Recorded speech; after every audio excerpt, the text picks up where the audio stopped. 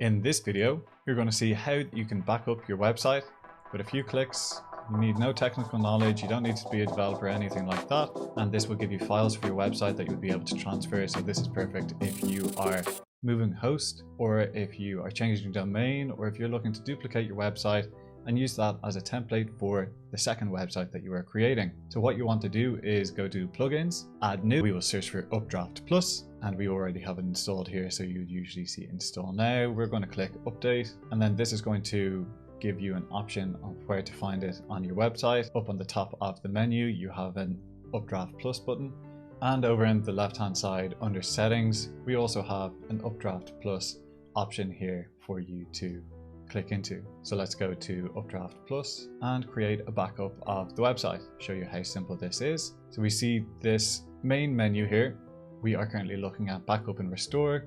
What we want to do is we want to click backup now, and we can see the last time that the website had been backed up. And what we're going to get is we're going to get 5 different sets of files that we need to download and save onto our computer. Automatically, this is saved onto your website, but for example, if you back up the website and this is the only place that you can find these files in the future, you may not be able to get into your website.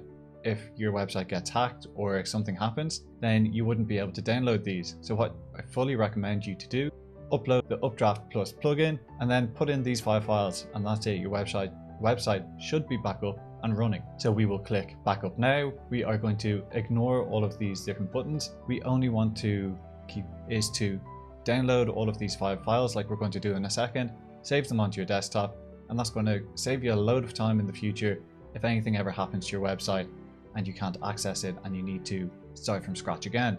So you would upload a blank WordPress website, and we are then going to keep the default options that are available here. Click backup now. This is going to take a minute or two, and we'll see that it is giving us a timeline of when it's starting, and it will only take a few minutes for this to happen.